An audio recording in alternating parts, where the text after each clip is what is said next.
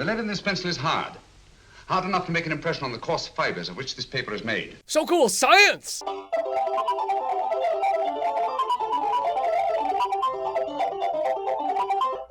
Are fingerprints really reliable in a criminal investigation? Agent Crazy Chris, the scientist, and I'm taking on... The case with the foiled fingerprints. Well, that's a wicked cool question, and today I've got a wicked cool way of showing you how to be an effective detective from any perspective.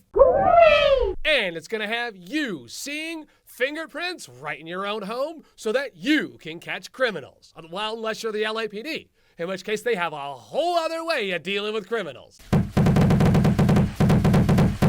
So the next time you go out to eat, hold on to that receipt because I've got something chic that you're gonna wanna repeat. Get yourself some hand sanitizer and rub it on one of your fingers.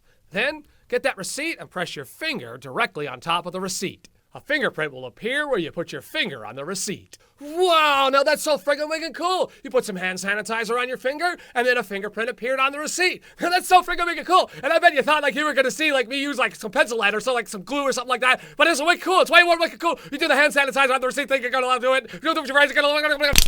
So, why is it that the fingerprint appears on the receipt? And are fingerprints really effective at catching criminals today?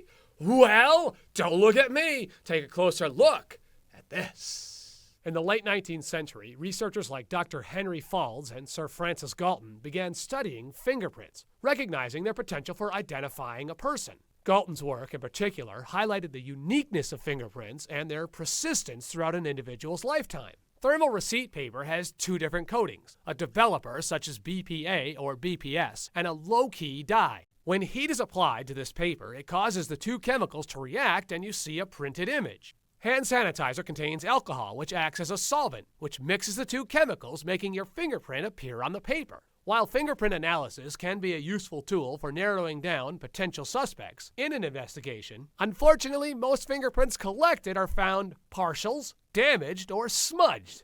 Fingerprint analysis lacks the same level of rigorous scientific validation and a standardized method. When computers were tested, a computer claimed two unidentical prints were a perfect match about 12% of the time, meaning 1 out of 10 people would be wrongly accused. You had fingerprints before you were born when you were only 3 months old. So now you know more about fingerprint analysis. You know, being able to see a fingerprint appear on a receipt right at home is why science is so